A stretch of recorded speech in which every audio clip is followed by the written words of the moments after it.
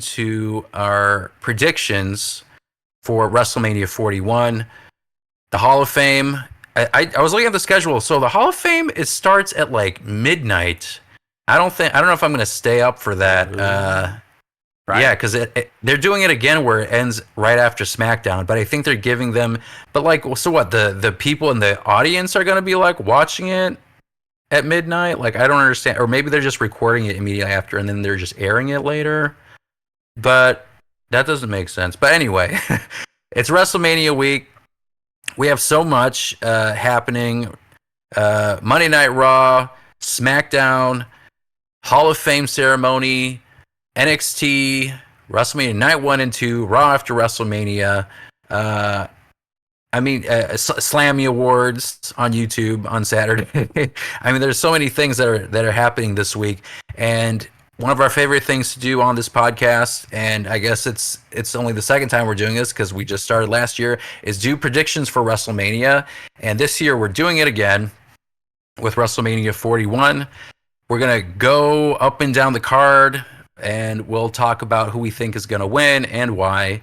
And let's get it going. So let's start with Randy Orton. And as we know, still currently, Randy Orton doesn't have an opponent. There was some speculation and some teasing potentially with Nick Aldis being his opponent at WrestleMania. They also maybe toyed around with the idea of the Bloodline because Randy Orton did have a tag team match with them on SmackDown. And that is I feel like that's a potential plan as well. But what do you guys think? Who do you think Randy Orton is facing at WrestleMania? And it doesn't have to be Nick Aldis or the Bloodline. You can throw out a different name, like you said, Hulk Hogan, Chris Jericho, the Learning Tree. I am the Learning Tree. But okay, I was thinking Sami Zayn. Sami Zayn, yeah. What is Sami Zayn doing? Is he injured? They just have nothing for him?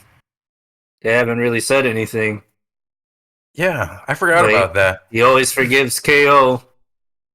Hey, that's true. I mean, that's one way to kind of like tie it in, but yeah. You said Chris Jericho? Yeah. Well, go ahead. I don't even know what his contract looks like in AEW. He might not even have one. He might just be there. I mean, that's my question. Is like, what's his contract situation look like? Maybe he's got some weird creative freedom, but I feel like he wouldn't.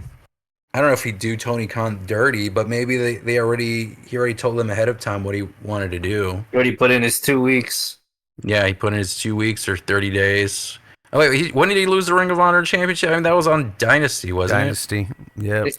Last weekend, basically. Yeah.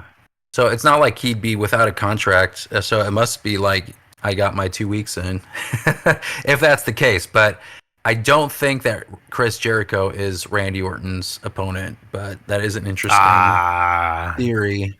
The question is who's injured right now, and then you can pick somebody off of that list. What about Bray Wyatt and the Wyatt Six? Is there a way for him to get involved? Didn't with the Randy Wyatts? Orton have some weird thing with the Wyatts before? Yeah. He burnt down their swamp house. Yeah, so there could be a Bo Dallas appearance or something. And the Fiend's also Orton set the Fiend on fire. Yeah, you're right. I mean, he had that whole thing with like Alexa Bliss, Bray Wyatt. I mean, they had this whole thing, so I feel like that could be interesting as a match. Because there's history there, and it's not that distant history. I mean, it was like 2021, something like that. So I could see that, and that would make sense. I mean, they were talking about for the Wyatts maybe like reigniting that feud with American Made, because I mean, weren't they in a feud and then Bo Dallas got injured and then they just kind of disappeared? Final Testament too, and then all of them are gone. I mean, yeah, they got sacked, you know. Yep. Future endeavors, including what's his face, the manager, Paul Ellering. Yeah, he got future endeavor too. No. Yep. Yeah.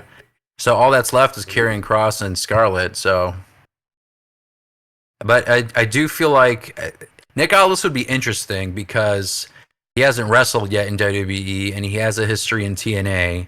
So just seeing him in wrestling at WrestleMania against Randy Orton, and that's like his first match in WWE. I mean, that'd be awesome in and of itself. That's a spectacle. I think I would be more interested to see something with the Wyatts if they can reignite something there. Because Alexa Bliss is another one where she's just been kind of like off. Like they haven't given her anything for WrestleMania either. You know, she's off the card. She just came back at the Royal Rumble. Like, what are we doing? Roster stacked, bro. Sorry. Yeah, I mean that is the problem that we always have been talking about. Like you have so many top guys, there's only so much time allotted on the show, like both shows, Raw and SmackDown, that you can put on the roster, and they're in a road to WrestleMania mode, and you can only have so many matches, you know. And I think they want to play it. They don't want to do the AEW thing where they're stacking it with like 14 matches and people are like tired at the end of the show, you know? Oh, So, nah, bro. Need it all. I mean, do you like that? Do you like the AEW way of like? I mean, WWE I guess Most has the luxury. of the time. WWE has the luxury to put it on 2 nights, so theoretically they do have an AEW match card. It's just split into 2 nights, 7 and 7.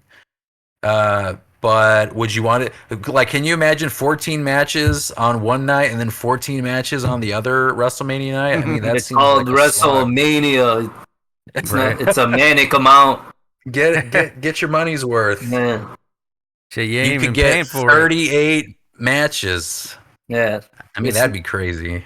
38 wrestling matches for WrestleMania. Mania. That feels like a mania, if you ask me. That's So true. crazy. I'm so It's manic WrestleMania. right now. So let's theoretically say let's do the both scenarios. Let's say it's Randy Orton versus Nick Aldis. Who should win that match? Snooze. I mean, Randy Orton. Orton. Yeah. I mean, I feel like Randy Orton makes sense. I mean, why would Nick Aldis win? I mean, I guess to have some power over Orton because he's the general manager, and then you could have some weird feud with him. But I don't know if I want to see it go in that direction. But the other part of the maybe choose your adventure is him reigniting some kind of vicarious feud with Bray Wyatt through Bo Dallas and the Wyatt Six. Who do you think would win that match? Bo Dallas or Randy Orton? I don't think it would be a straight win. It would be some kind of weird interference kind of thing. But I think the surprise itself of it potentially being Bo Dallas and the Wyatt Six is enough for that match to exist. If they're gonna do like surprises, which I mean, I'm guessing they will in some capacity, something that's just not expected both nights. So I think Bo Dallas and Wyatt Six makes more sense. Come to think of it, Learning tree. Jericho? I mean that'd be really crazy though. Like out of left I field. think it'll be Aldis. Yeah. Orton Yeah, will probably. win. They'll have yeah. they'll have a close enough match to where Orton's just like, "You're all right, dude," and he leaves them alone. I mean, they do need something, and it was last minute. So, but again, like I feel like they could think of something on the fly with this, kind of like they did, you know, when CM Punk showed up at Survivor Series. But that was just an appearance, not a match. But yeah, Or Sami Zayn. Sami Zayn. I mean, I feel like Sami Zayn it can be an option. It's a realistic option. You know, I feel like it's more realistic than Chris Jericho since he is on the roster. So I could see that too. I'm curious to see where that goes because it wasn't Sami Zayn kind of like wrestling with, like, you know, helping Kevin Owens when he was feuding with Cody Rhodes and that whole thing at the Royal Rumble. I mean, I feel like that's a possibility, but I do think it's probably going to be Nick Aldis wrestling, and I think Randy Orton's probably going to win. Yeah. Yeah. Aldis, in order, and say Aldis, Uh, Aldis first. Jericho. nah, Sammy, More Yeah. realistic to least realistic. So in Aldis, Sammy, Wyatt's, Jericho. then Jericho. I can't think of anyone else who maybe. And I was gonna say like maybe they could insert him in the John Cena career, but like that can't happen now because like they haven't. There's no inkling to that this week. They wouldn't just like shove him in there. I think they're saving that for Backlash or something. Um, all right, so Street Profits don't have a match at WrestleMania, which I think is so interesting because I do feel like they should have had the match at WrestleMania, but I guess they'll have it on SmackDown versus the Motor City Machine Guns. Um, and then we have War Raiders versus the New Day. And I've said this before, and I will say this, that this is one big critique for Triple H, uh, based on the observations that we've seen since January for this year's WrestleMania run. In terms of the tag teams aren't getting the love that I feel like they need. And I do think that the tag belts, as an experiment this whole year, I don't think it justified a reason to have them split up. I think the tag belts have to go back into one. It doesn't have to be like, a series of straps where it's like, all right, red and blue, we're holding two sets of belts.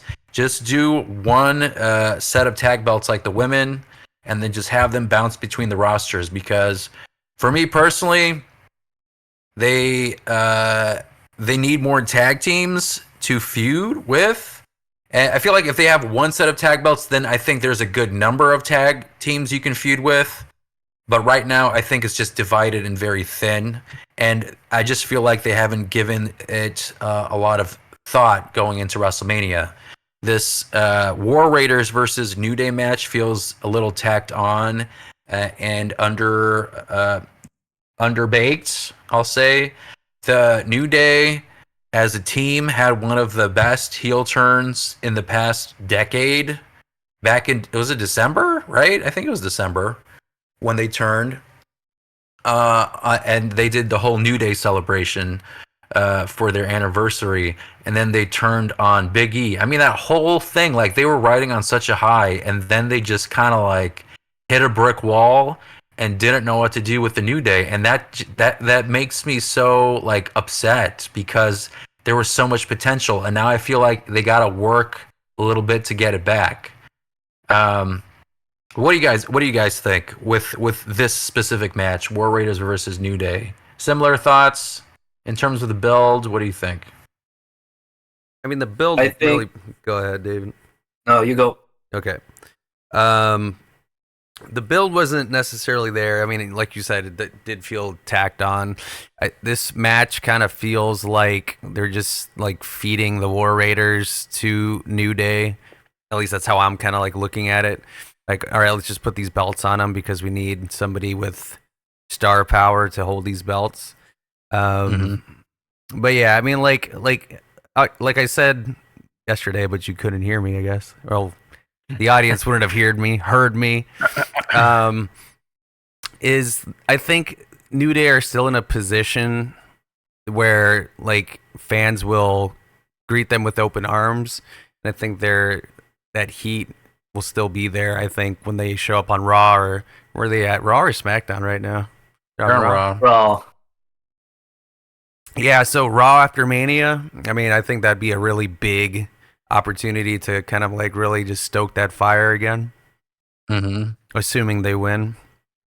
But yeah, I mean, the match itself feels like a throwaway just to kind of just put the belts on them, because I can't imagine War Raiders retaining against New Day. That'd be weird. Yeah, Gonna be good. I think it's gonna be a good match. David, do you agree that you think New Day's gonna win? Yeah. I think build wise, it's just one of those times we gotta go wrestling. And Yeah.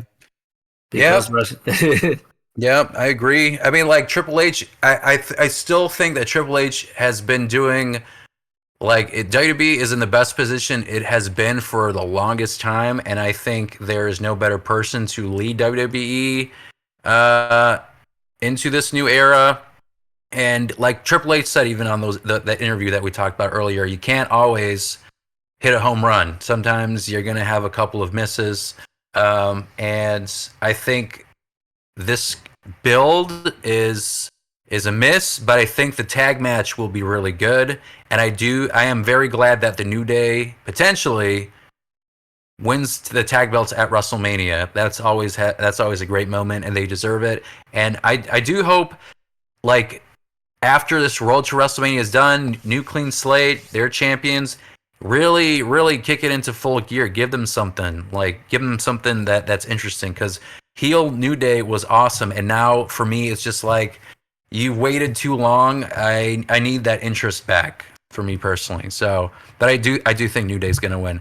So, next matchup, Damian Priest versus Drew McIntyre. This one has been cooking since last year, basically, when Damian Priest cashed in on Drew McIntyre. This was when Drew McIntyre, Seth, CM Punk were having their feud, and it is spilling over into this year, and we'll talk about that main event later, with Damian Priest cashing in on Drew McIntyre, beating him, and basically for this last year and this road to WrestleMania, Drew McIntyre has been on a warpath to everybody who wronged him. He went through CM Punk, lost, but now he's currently setting his sights on Damian Priest. I think this build has been really good, and like I said, one of the good things about Triple H is that in terms of storytelling, one thing that Vince McMahon did a lot is a lot of storylines went in a black box and then disappeared, don't get referenced. You're just supposed to be assumed that never happened, and nothing connected. But with Triple H, a lot of the things do connect. A lot of it, everything does count outside of wrestling and inside of wrestling, and that's what makes the current product so interesting.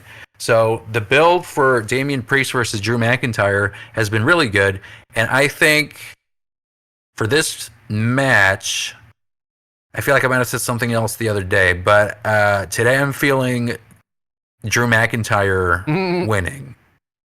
I think Drew McIntyre is going to win. Should we use the other podcast as a B-side? Just put up the clips of me saying one thing and then connecting it with this one. Hypocrisy. Yeah. Changing headline by the day. Well, so I think Drew McIntyre is going to win, but David, what do you think? Who's winning? DP. Why do you think Damian Priest deserves it more than Drew McIntyre? I think it'll make him. I think Drew's already made. Yeah. DP. DP, baby. Do you agree with DP too? Nah, I'm going with Drew McIntyre. Yeah. Why do you think Drew should win? He needs that. What he needs is that eye patch full time, though. He's looking like Big Boss. Yeah. Yeah. I don't think he can wrestle in that. I don't think he can wrestle in that. Can you imagine? Can't see one side of your face while you're trying to do shit. I mean, I guess people can. Kane wore a mask and all that. I'm sure your Big Boss can look vision down the sight through his eye patch eye. He can wrestle in that shit. The scope on his iPads, yeah.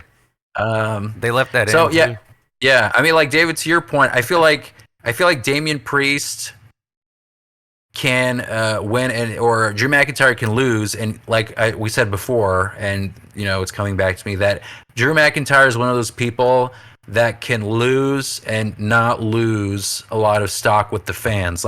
He's a main event talent regardless now. I feel like his feud with CM Punk and that whole thing really cemented him as a main event person. I mean, he won the WWE Championship during COVID in front of nobody.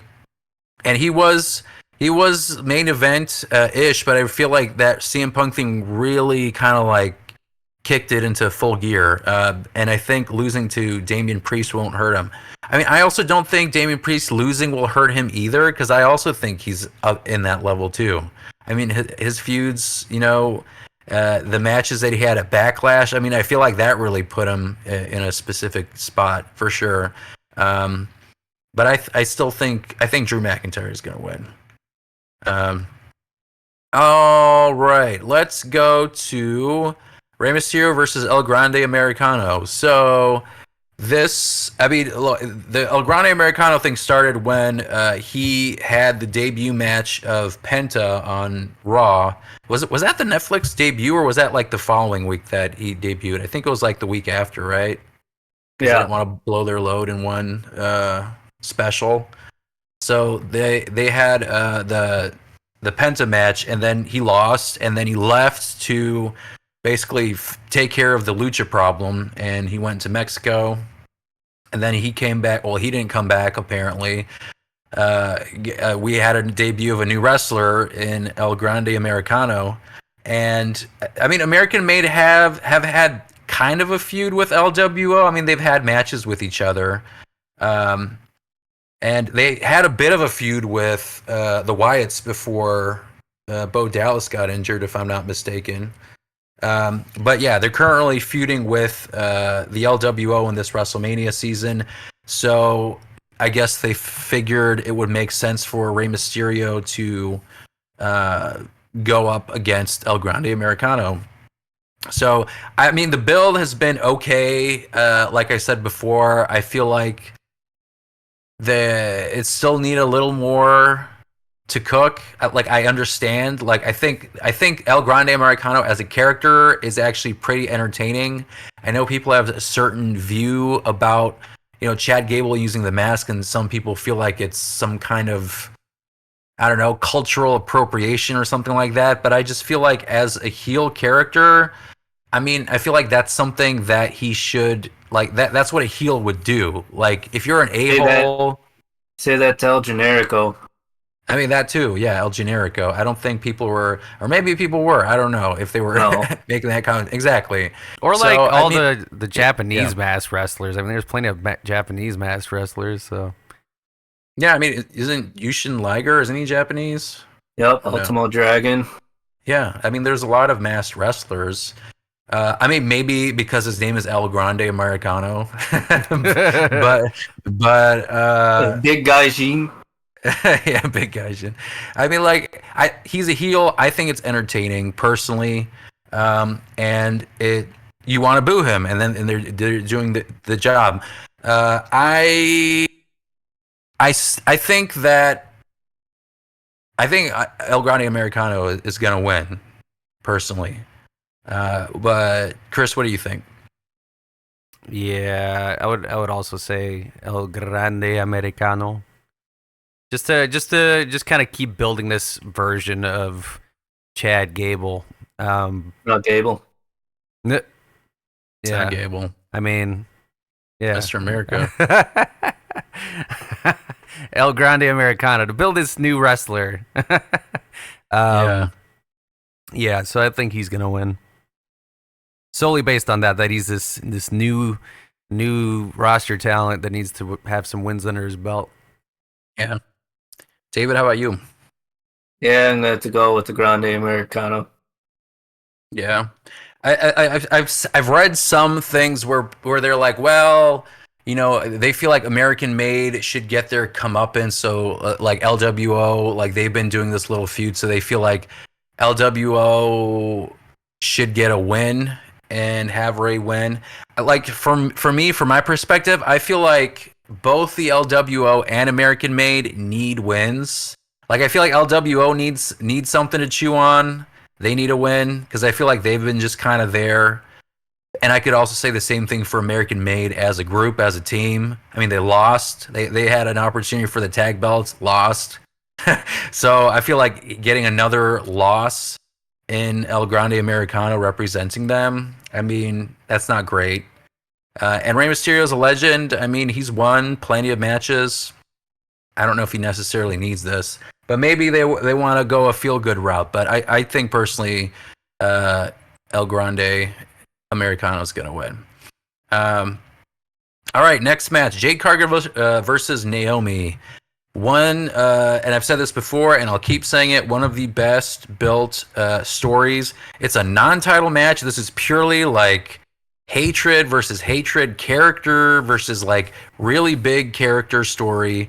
Chris, I don't know if you had an opportunity to see that Naomi promo, but I mean, like I said, that Naomi promo on SmackDown was one of the best promos that I have seen, period, and the best that Naomi has done ever.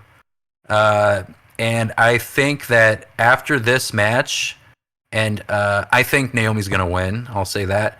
Uh, I think she's going to be then in the women's world title picture.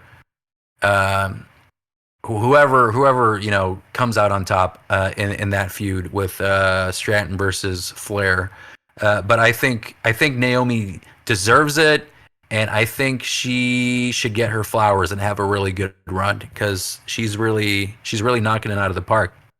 And again, this is a match that this is one of the few matches, or not one of the few matches, one of the main matches I'm looking forward to the most. With the feud, I'm curious if Bianca Belair will be involved in any way, even though she has her own match for the world title. I feel like you have to, because I feel like that's like an integral part of the story, is this whole tag team third wheel issue, So that'll be interesting. But David, what do you think for this match? I'm going with Naomi. Yeah. What did you think of the build? I like it. I think it kind of shows that like Jade Cargill isn't just like a one-liner for one, and then I feel like Naomi's had like the most input into like character expression she's ever had, and it's paying off. Mm-hmm. I feel like I don't know if like how she's currently being portrayed, like, and how her character is, like the amount of time that she's been allowed to be given for this character. I don't know if she'd be able to do that under Vince, So Right. I mean, that's another highlight for her. Chris, what do you think? Ultimately, Naomi wins, but I think they both win in the sense of Jade gets to, show her singles wrestler kind of skills, and I'm sure that Naomi will, sell her ass off for her, because Jade's a strong girl. But yeah, I think Naomi's going to ultimately win this specific match. Do you feel like this is another opportunity for maybe Jade Cargill to give the naysayers, something to talk about? Do you feel like this is an opportunity for her to prove that she can do a good match, or do you feel like maybe it could potentially expose some, weak spots by being in a singles match versus like a tag team match? I mean, it could go either way. I mean, it could be a complete stinker, to be honest. Like, I mean, it could be not a great match, or it could be really freaking awesome. And, I think that's part of the intrigue about this match, is that you get to see Jade kind of do the one-on-one thing versus being in a Royal Rumble or in a tag team or something like that, and see how this match kind of goes. I'm guessing she's training in the Performance Center and taking tips and pointers and stuff like that. So, only time will tell. So I think that's part of the sell for me, besides the story itself, but just to see how Jade kind of performs in here. Mm-hmm. David, any thoughts about that? Jade Cargill in a singles match? I think she's gonna do well. I think she spent enough time seeing how WWE goes, and I think she's gonna be a lot more comfortable in the ring than like say like in a previous pay-per-view that she's had to do a single match, which was probably a squash. I feel like she's got good dance partners, so she'll be all right. Yeah, I agree. And like it's not like she's just kind of sitting in a waiting room and just like waiting for the match to happen. She for sure is like training and getting pointers and all that kind of stuff, Right. All right, next one. Again, another one that feels a little tacked on is the AJ Styles versus Logan Paul match. It did feel like they just wanted to give something to do for Logan Paul and AJ Styles, and this is what they came up with. I mean, they had some pretty entertaining back and forths, but this isn't a match that I'm necessarily interested in, just because, I mean, again, it's one of those. We'll see it for the wrestling, because I'm sure it'll be a good wrestling match, but it's one of those where I don't really care because there wasn't I feel like there wasn't a lot of thought put into this match. So like I guess you have like the Karrion Kross factor into here. I feel like that's part of this story, so I guess that's a little interesting. Karrion Kross as a character, I feel like he's been in the backstage segments more than he actually wrestled matches on TV, and his character is like it's trying to give like a puppet master. He's trying to basically be like, you know, the person who says, yeah, I'm the one who made this person turn heel, like New Day. Like he's the one who was speaking into their ear and made them turn bad. Or, you know, AJ Styles telling him he's got something to prove. So, you know, they're doing this match with Logan Paul. Or, you know, like a lot of these heel turns and issues, he wants to claim that was his thing. Big things coming. Which I guess is interesting if they ever actually like do something more with it, you know. So I don't know. I think I don't know. His ass been saying TikTok before TikTok was TikTok, bro. Talking about Karrion Kross. That's not true. TikTok came out in like 2016 or 17. Remember he pulled out the hourglass on the bloodline. Yeah. Bloodline no more. Yeah. So, I mean, like, I feel like, I mean, I don't know. Are they really doing some kind of like 4D chess, like 3-year plan with Karrion Kross? I honestly don't think so. Because, like, they would have been giving him something more than backstage segments for 3 years. Well, I mean, he wasn't just doing what all he needed. So yeah, I mean, like he's just a puppet master, you know. I mean, like it's like APA, you know, like they had backstage segments, but that's like it's memorable. You don't always need to have a match, and I do agree with that. So are you on TV or are you not? Exactly. Yeah. I mean, that's a fair point, but I don't know if there's actually a plan with Karrion Kross about all this. But maybe they're like looking at the pieces and they're like, wait, we can make this something interesting here. Like we did all these seeds. We're not really sure what we're doing with these seeds, but maybe if we put them together in this way, we'll get an interesting story. And we can say that this was the plan all along. Who knows? But I think AJ Styles wins this match. What do you think? To the bin. But yeah, definitely AJ Styles. AJ Styles, yeah. I mean, like, okay, what about like like Logan Paul winning? Why is there a possibility that Logan Paul wins? I guess, right? Like, you know what? I'll say Logan Paul just because it's like maybe this is that Karrion Kross storyline where AJ gets frustrated, like I'm the veteran guy and I can't win against this kid or something. So you know what? I'm gonna say Logan Paul. Logan Paul wins. Like, yeah, I feel like with that, I mean, like there was the whole like AJ Styles was a heel last year. I mean, he was facing Cody Rhodes in France and all that, right? And then he came back and he became a face. And then I don't know if he goes back to a heel. I don't know. That might give me like Big Show energy. But maybe if they explain it well, you know, then I'll feel differently. Yeah, he's dating Jennifer Lopez, or was that AI? What? Probably Paul White. You didn't see Big that Show? picture? No, that's J-Lo. All right. Well, you're gonna have to send it to me. Maybe not on the podcast, but I'll see it after. All right. Well, speaking of some more SmackDown stuff, United States Championship match. We have LA Knight versus Jacob Fatu.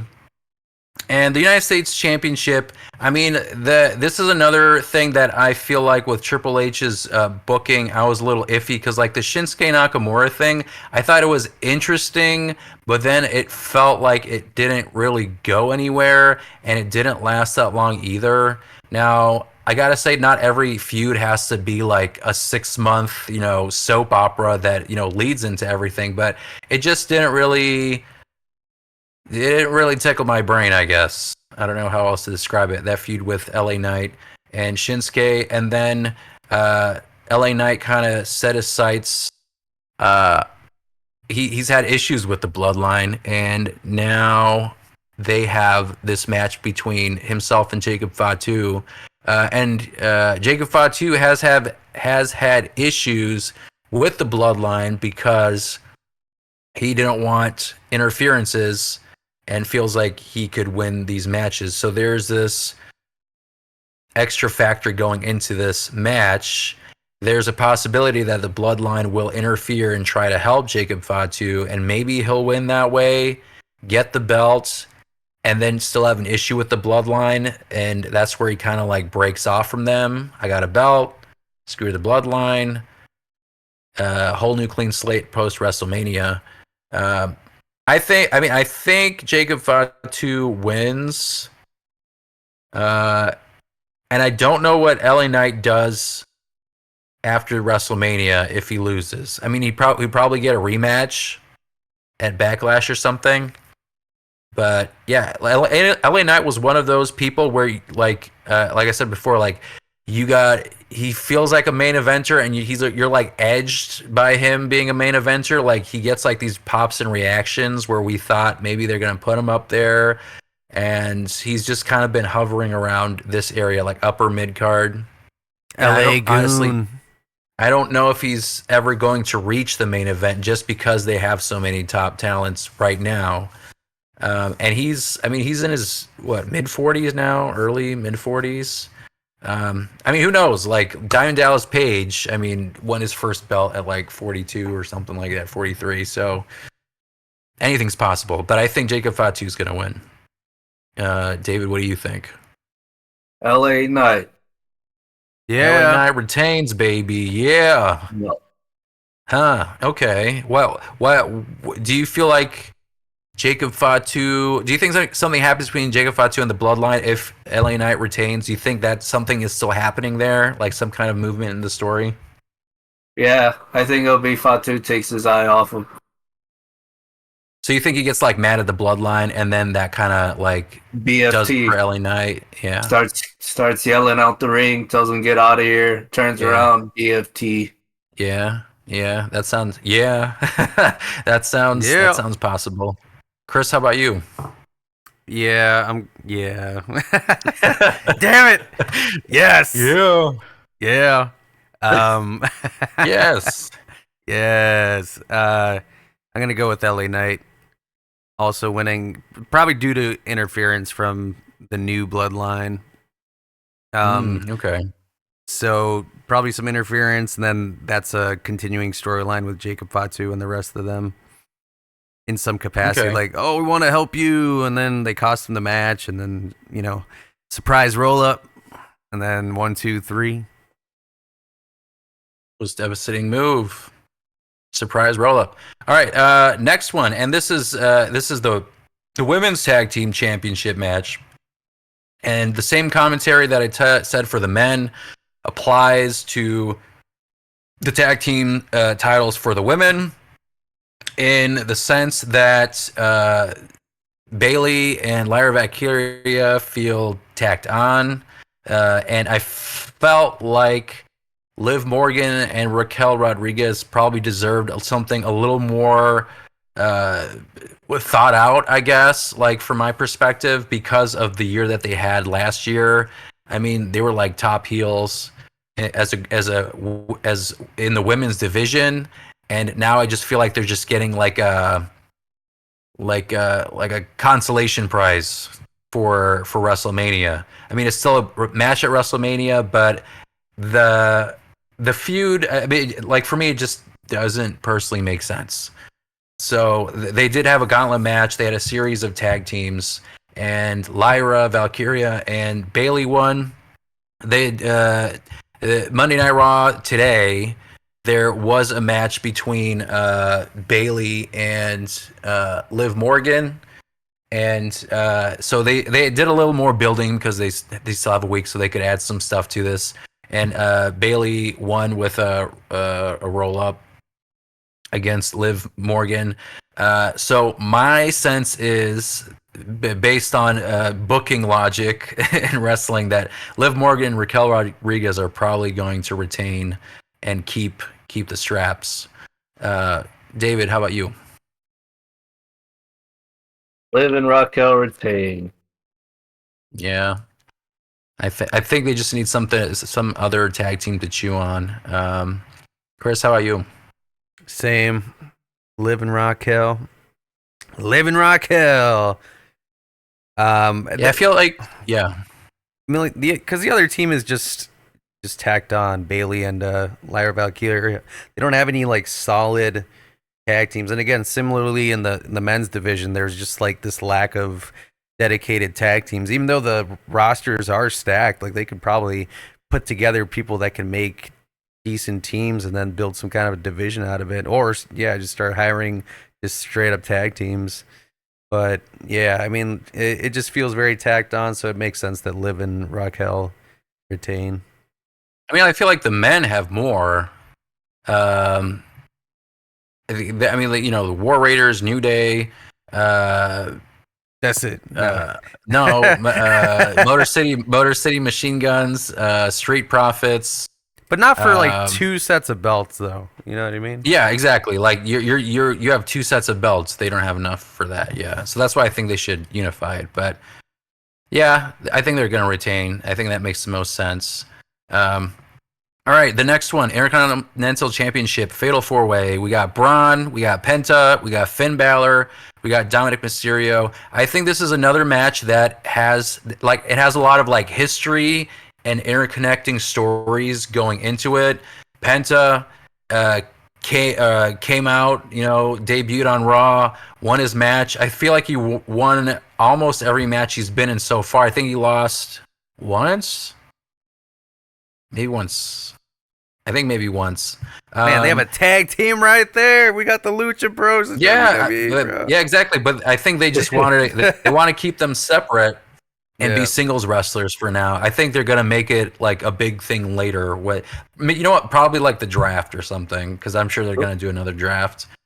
They just want that insane pop when they finally do team up. Yeah, like a reunion. Man, that shit would be so fucking fire. I'll never forget that Blood and Guts, I think, tag team they did in the in the age match. Was it against the Young Bucks? Yeah. It was like a steel cage, yeah. That shit was nuts. Like, I can't wait to see that type of shit. But yeah. I mean, there's a tag team right there. But I mean, I feel like if they can make Ray Phoenix and who said that there can't be two Rays on a roster? I forgot, but that'd be kind of funny just to have Rey Mysterio versus Ray Phoenix. It was Hurricane. Oh right, yeah, Shane Helms. Yeah. But I mean, like them separately. I mean, they do look like they could, like Penta for sure is like a singles star. Like he could. I feel like I feel like he's the more popular one out of the brothers, Penta. You said he's Justin Timberlake, and yeah, exactly. I think he's Justin Timberlake to his JC Chase, Chazé or whatever his name. So yeah, so this match has a lot of story going into it. Finn Balor and Dominic Mysterio, I mean, they've been butting heads for the better part of a year. And I feel like this is an opportunity for it to fully just reach its climax and just have them break up. And Penta, I mean, he's declared that he wants to win the belt. He's been on a winning streak, so that would make sense. It'd be cool to give him the strap too. Braun Breaker has been a great wrestler, a great champion. But I think in this fatal 4-way, it gives him an out to lose, but maybe not necessarily be pinned. And I feel like something might happen between Dominic and Finn Balor, where maybe one of them pin each other. I think it's going to be Dominic Mysterio pinning Finn Balor from like a spear that Braun Breaker did to Finn Balor. And Dominic's going to pin Finn, and Dominic Mysterio is going to win the belt.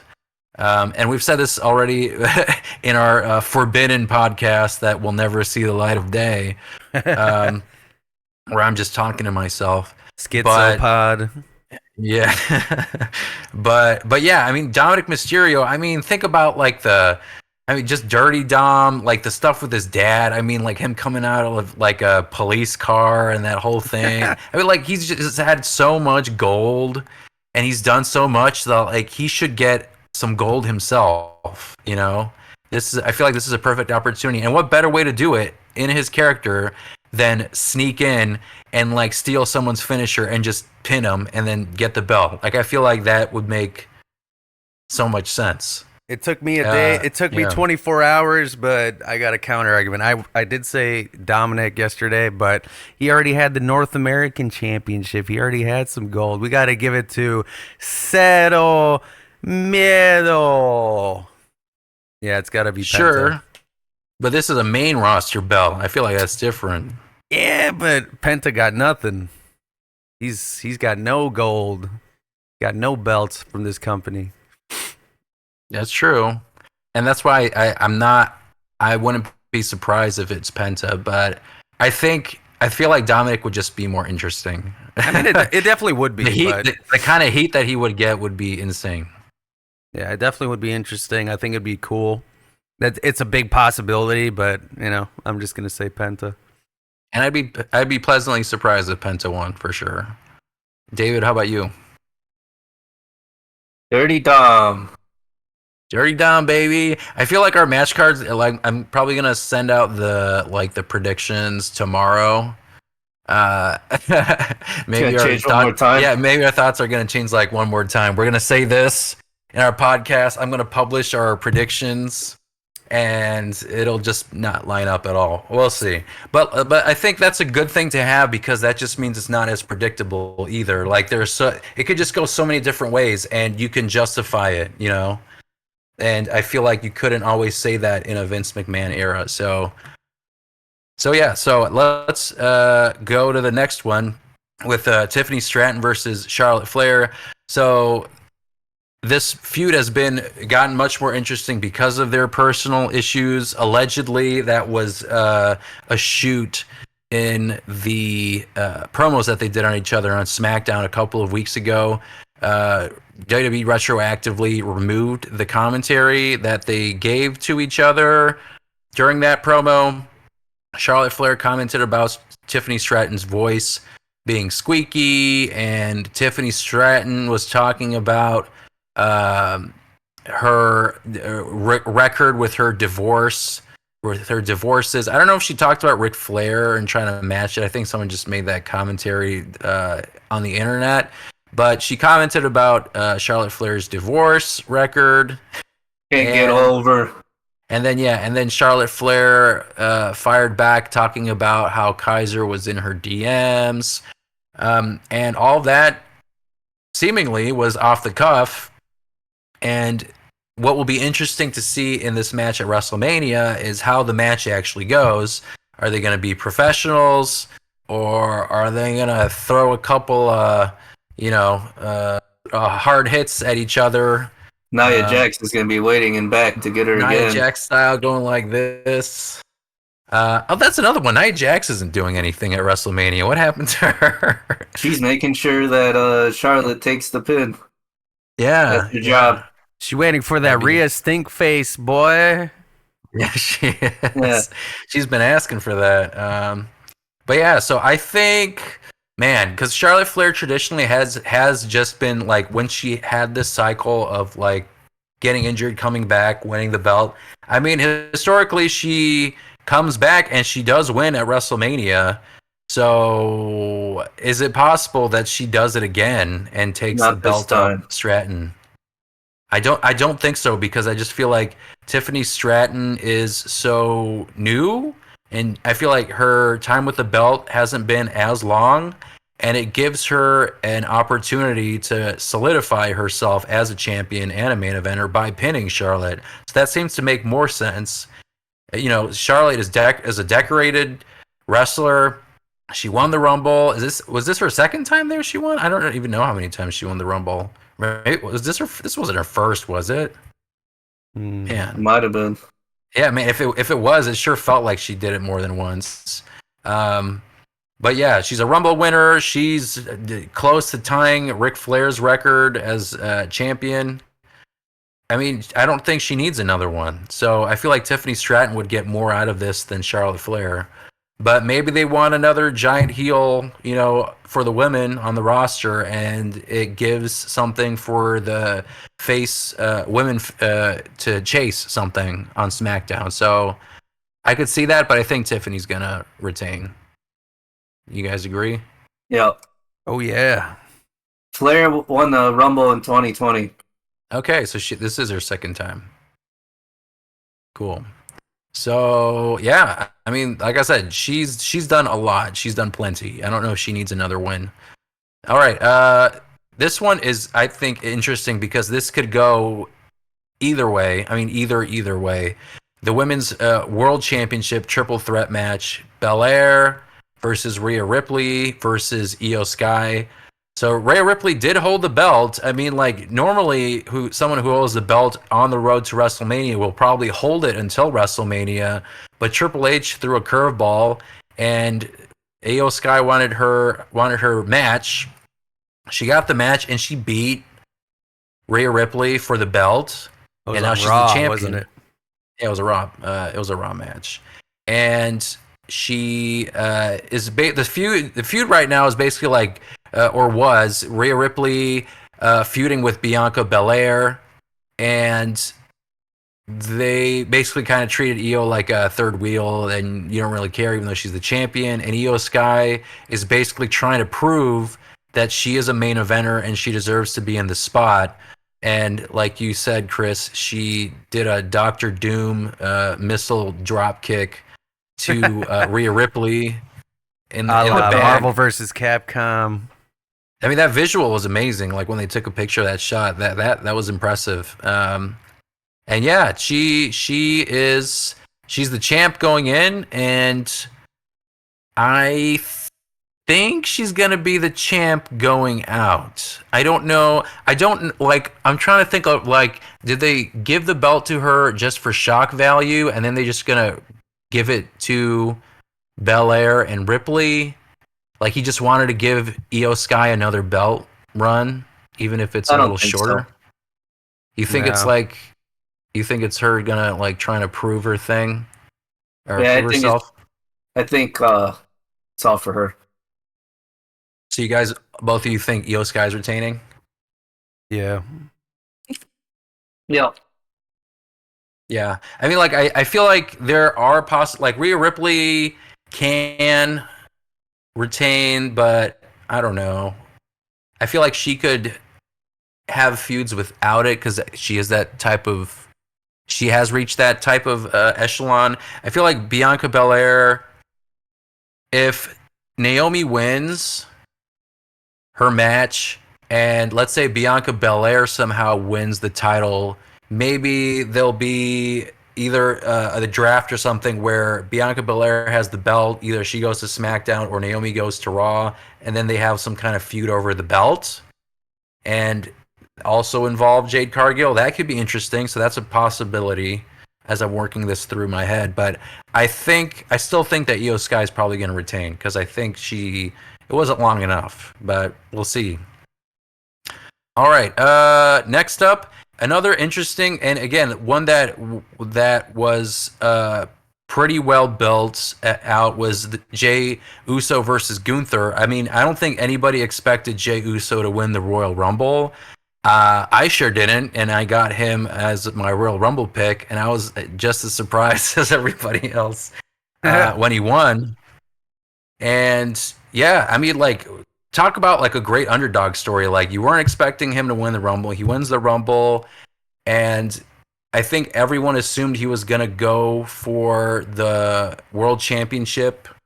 I don't think people were thinking that he'd go after Cody Rhodes, even though you could have theoretically done something. I mean, there's the whole bloodline story there.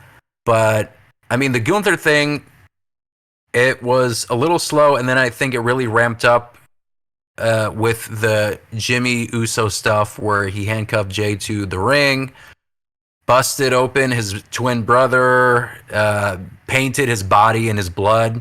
Gunther had a really good promo on Raw, the Raw before WrestleMania, talking about how, I mean, he talked about how he was in control, but in the promo he actually sounded kind of unhinged. which I thought was really fascinating. And he was talking about how he was bathing in his, brother's blood, and how I'm gonna do it at WrestleMania.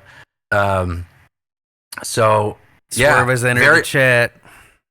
Very, very, very. I thought the build was great, and I think the internet wrestling community are a bunch of morons. Whoever is saying that he doesn't deserve it, I think Jey Uso does deserve it, and I think again that booking logic that I just assume is traditional is like you're gonna get a feel good win in Jey Uso winning the belt, and then we'll talk about this next one in a bit, and then you'll get.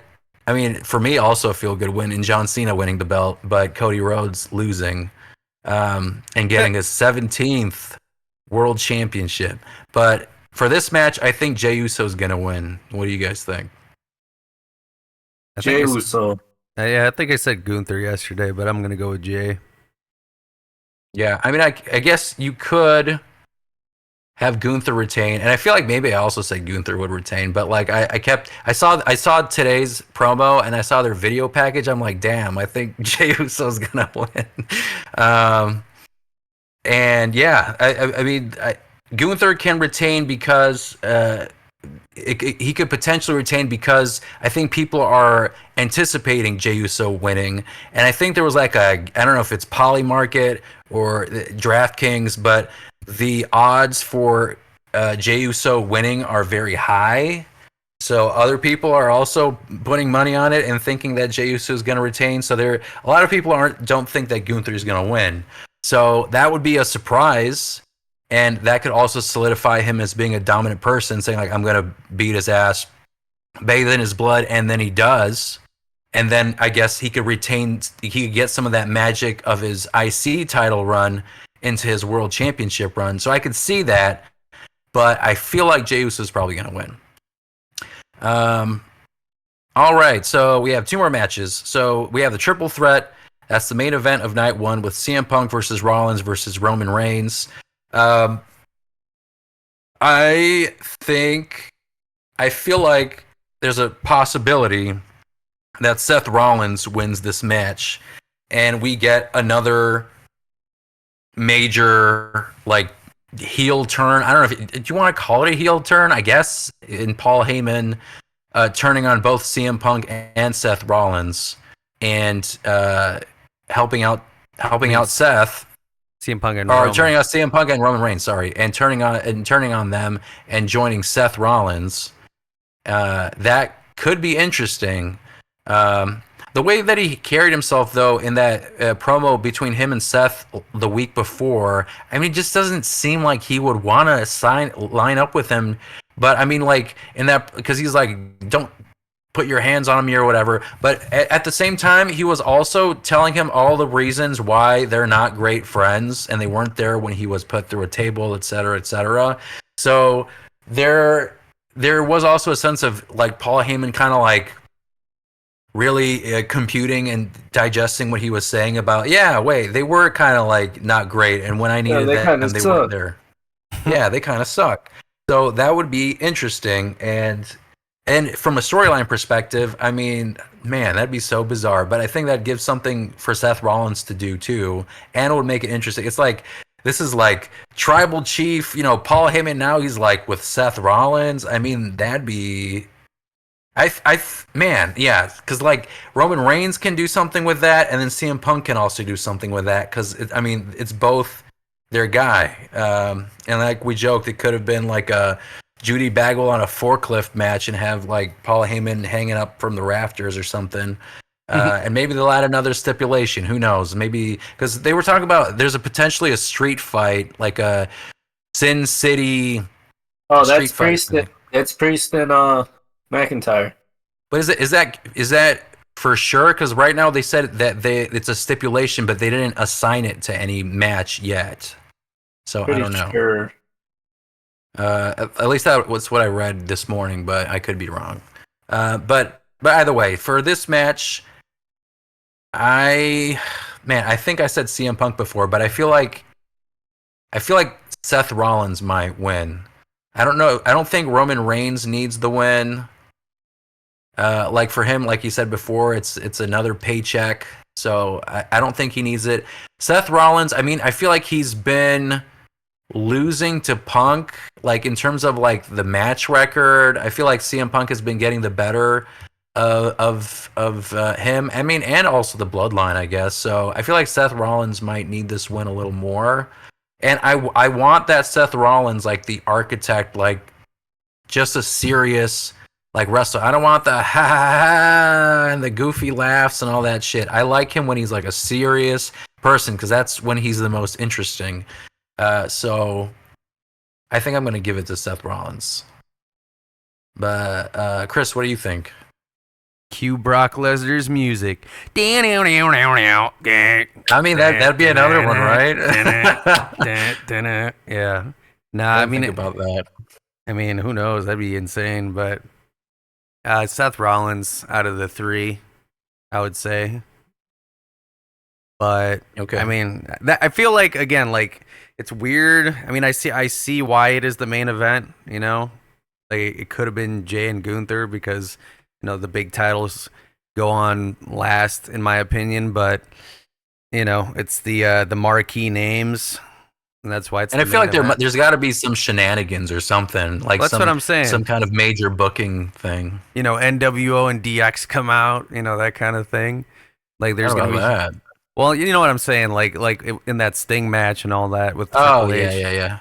Like stuff, the big heist. That's where isn't that where Seth Rollins came out and cashed in, and that's how they ended the show. Yeah, I think so. That was WrestleMania 31. Yeah, I think that's the anniversary of the heist. No. Because it's 10 years. I think it was 2015. So yeah, something crazy will happen. Yeah, that should be interesting. I mean, they have a segment on Raw, so maybe there'll be something that was interesting that we didn't think about, and that we'll put in our predictions, and that'll determine our predictions. So don't take us at our word here until we see more evidence. David, what about you? What do you think? Seth Rollins. You think Seth Franklin Rollins is gonna win? No funny business or funny business. Seth Rollins. Straight match, pin clean. Yep. All right, yeah. He's gonna plant CM Punk's head in the middle of that mat. One, two, three, clean. Yeah, I mean, I could see that. I mean, like for me, before I said CM Punk, I felt like it was a reason for him after WrestleMania to say that he deserves a WWE Championship match because he just pinned or wrestled two main event winners with belts who wore them recently, and that could get him into a feud potentially with maybe John Cena or even Cody Rhodes, because that would also be interesting because they had great back and forth too after WrestleMania. So that was my logic, but then I don't know what Seth Rollins does, and I feel like CM Punk will have this if he loses. I mean, and you could probably put him in a bunch of things, but I think Seth Rollins maybe needs it more. All right, the main event, and this is, that main event for night one is intriguing based on the stuff we just talked about. But I am really curious how Cody Rhodes versus John Cena goes on night two in the main event, because John Cena can potentially break Ric Flair's record with him sitting in the front, as we said, in a cuck chair, watching his streak get broken. And Cody Rhodes could retain, but then I'd be interested to see where John Cena goes from there. Is he just a heel? And you know what? He could probably John Cena could potentially lose, still be a heel, and he's gonna be mad at something.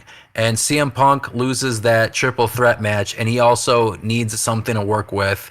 And he could take out, or John Cena maybe can take out his frustrations on CM Punk or something, and then they could have their own little summer feud, not involving a title, going into at the 3/4 speed. At 3/4 speed, yeah. What'd you call it? A dinosaur match? Primal Rage. Yeah, Primal Rage. But I think it would be. I personally think that would be more chaotic and more interesting to see John Cena hold the belt. And yeah, I think John Cena's gonna win. But Chris, what do you think? Do we think that he's debuting new music and a new look at WrestleMania? Is that the tease, or do you think he's coming out No. to his I think he's stuff? keeping it because like the logic, and it makes sense. He's like, you want me to change? Like you wanted a heel, you wanted the music, new outfit, but I'm not gonna give you what you want. I'm gonna use my own music and what I've been wearing. I'm not gonna give into what you want. So I don't think so. Yeah. Well, Disclaimer. Disclaimer. Yeah, it's only 3/4 speed because of Cena. What do you think? John Cena is a slower worker? Yeah. I don't know. I guess.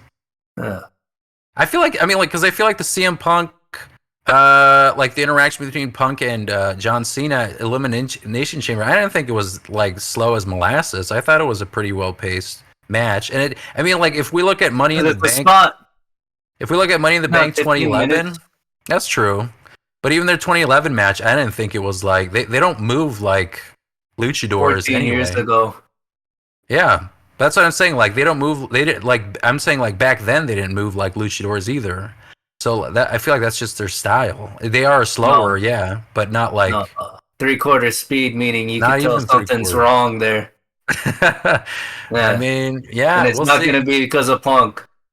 So do you think Cena's retaining or retaining? Do you think he's winning or do you think Cody's retaining? Cody retains. Yeah, I mean, okay, so let's theoretically say that Cody loses. What does he We're get? going home. Does he get a backlash Turn the match? Do you think TV maybe he off. just get a rematch? Like what do you think happens for Cody Rhodes if he loses after WrestleMania? He gets another match. You think he gets a heel turn? No. Heel I turn, don't. face turn? Double turn WrestleMania 13? That'd be interesting, but I doubt it. He just Cody turned that guy. reveals himself as the third guy, and it's some giant heel stable. No. League of Doom. That's some Vince Russo shit right there. Well, Rock is going to come out, I bet you money. I'm riding yeah, freaking television. Yeah, so I think that's the X factor that we didn't consider or didn't talk about. He's counting down. He's still counting down. He's got to go 1 because he went 3. He did 2, and then we need 1, and then it's some weird Cody swerve, Homelander type shit. No, because like Cody was one of those numbers though. That doesn't make sense. Yeah, true. I don't know. Unless he fucks over John Cena too, but doesn't do anything to Cody Rhodes, like he just interferes for some reason. But I wouldn't understand why he'd do that. Well, the real dark horse is emails. Yeah, the real dark horse is Dwayne. Who knows what'll happen? See, that's what makes it intriguing. But I feel like The Rock has to interfere, right? Like he was in the match. He like the whole Cody Rhodes soul thing. Like it didn't work out, but you can't just kind of like leave it there, So something has to happen, but I don't know what it would be. I have no idea. Quan Chi's the third man. The third man. Quan yeah, Chi. we'll see. Hulk Hogan. Yeah, Hulk Hogan. Again. Exactly. That'd be great. Again. Power trip. But we'll see. We'll see. Maybe we'll be right, and we will have our predictions up. Hopefully by the time this podcast goes out. But that is a wrap for this episode of the Chi-Town Shoot Wrestling Podcast. Please don't forget to like, subscribe, rate us, and leave your feedback. Tune in next time for more wrestling madness. Until then, keep marking out.